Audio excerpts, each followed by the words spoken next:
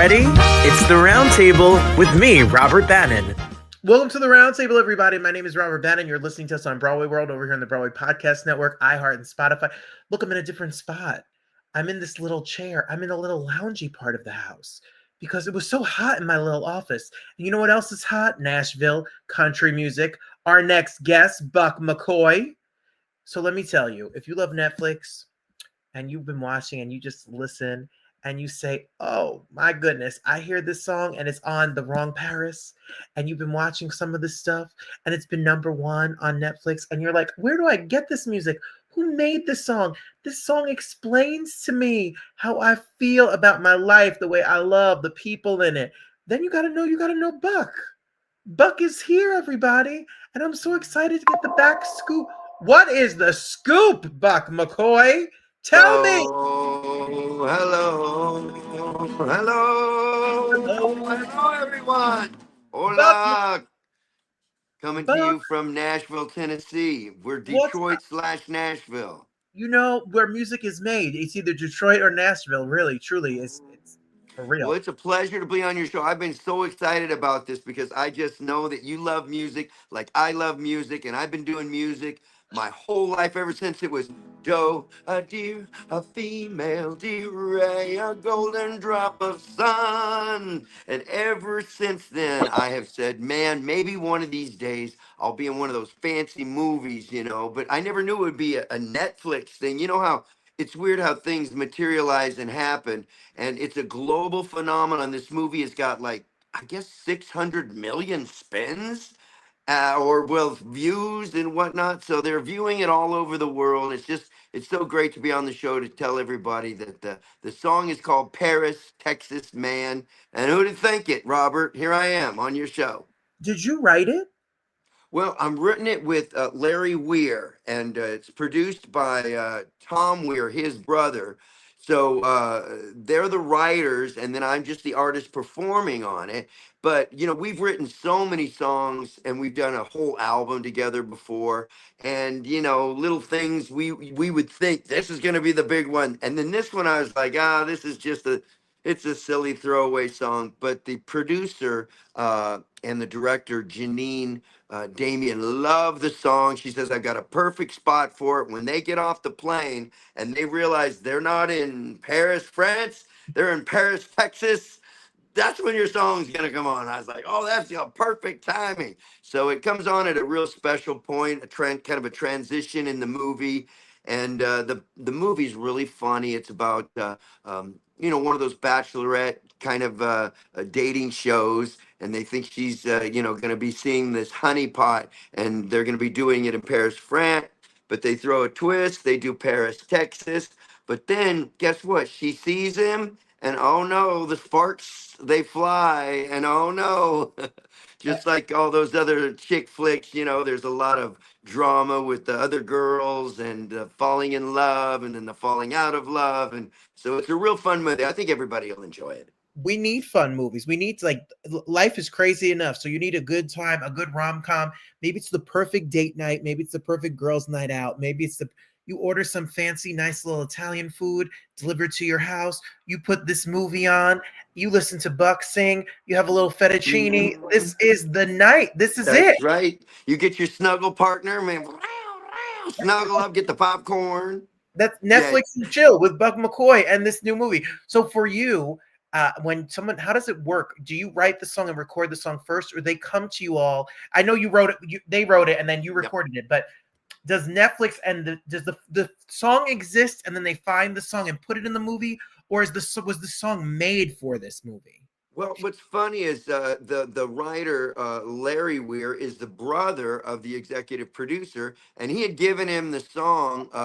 He had given Michael Damian the song, and it was kind of sitting around in his phone, and he thought it was from some major artist. And he said, well, we'll never be able to get the licensing on that. It'll cost too much.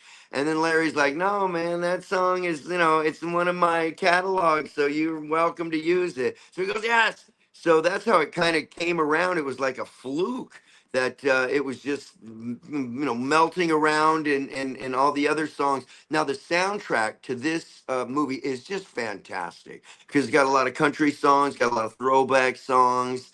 and it's just a privilege to be mixed in with this album that I guess is doing so well on Spotify, and you can go to Apple Music and you guys can download it there. But it's just a miracle how it got on the dang soundtrack. So I didn't think it would be this big of a hit because I've been watching Netflix. There's like really great things on there, and to think this one beat everybody almost by double. The next closest one was like an uh, K-pop kind of uh, North Korean thing, and there was like half, that one. Yeah, that's like the next closest thing. So it was a miracle. Well, we could also go to buckmccoy.com and we could find out all of the information about you. You play a lot of gigs. You release a lot of music. You put out a lot of music. So, what is your journey? You were born in Texas and moved to Tennessee. Yeah, I was in Texas, then kind of grew up in California. My dad moved us out there, and then I did a few things like a quick run in Arizona. But I've been out here in Nashville now 17 years doing music. I play over at Alan Jackson's club. And then I play at Redneck Riviera, which is a John Rich club, kind of a bar for the veterans. And, bopping around doing the Grand Old Opry, doing other things around here. There's a lot going on out here. I'm inviting you, Robert, and all of your listeners to come and see me perform live every single week I'm out on Broadway. And you probably dig it out here. There's so much music on every corner, and it's a different style.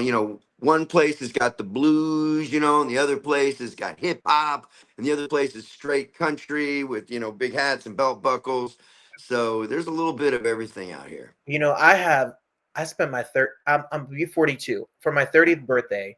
I wanted to go to Nashville. 8 of us went to Nashville, and I'm not a drinker. That's not my thing. My Yep. friends are.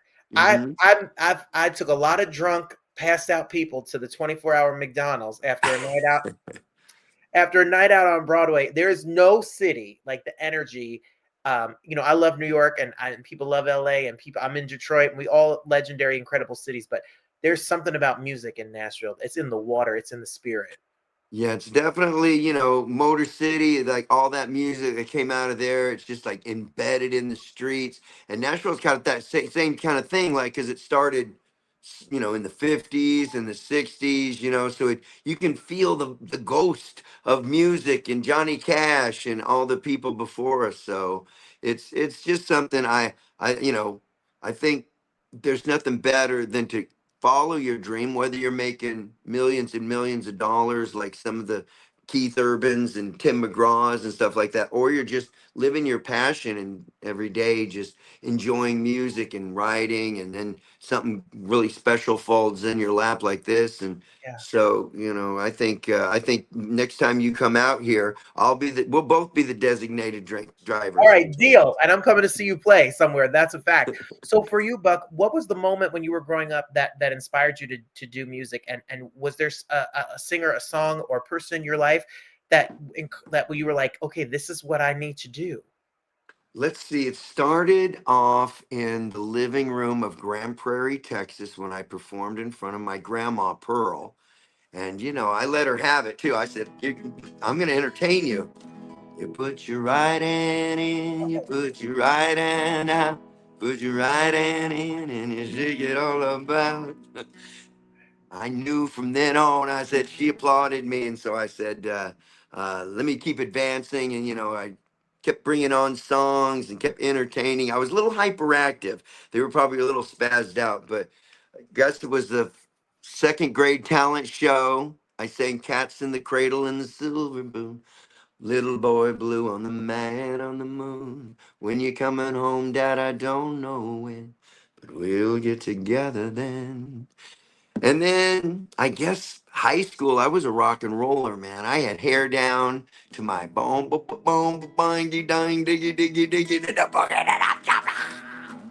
But then, that was rock and roll 80s time. And uh, the 20s, I took a break. You know how everybody says, well, you got to, after high school, you got to get serious and you got to have a job and you got to, be responsible. So I tried that and I was doing that and I was just so unhappy. And I just came home and I was just frustrated. And then I had broken up with the person I was with. And so I decided, you know what, that's it. I'm just going to do music all the time, 24 hours. And whoever meets me now is going to know, hey, this is what the deal is. This is what I am. And so I started working on recording and doing my first album. And ever since then, it's just been full speed ahead. I was gonna say, there's a lot of sacrifices people make as an artist. It's not a traditional life. It's not a traditional paycheck in that way. There's good and there's been bad, but at the end of the day, what's kept you going all these years? Yeah, I just think it's the only thing that I really do good. All the other stuff I've tried, I've like just kind of been in the mix, but performing in front of people and in Los Angeles, I was doing a lot of theater and I would do plays and musicals, Jesus Christ, Yeah. superstar. Do you believe who they say you are? I was just into it. And it was the only thing that I really could do well and stand out.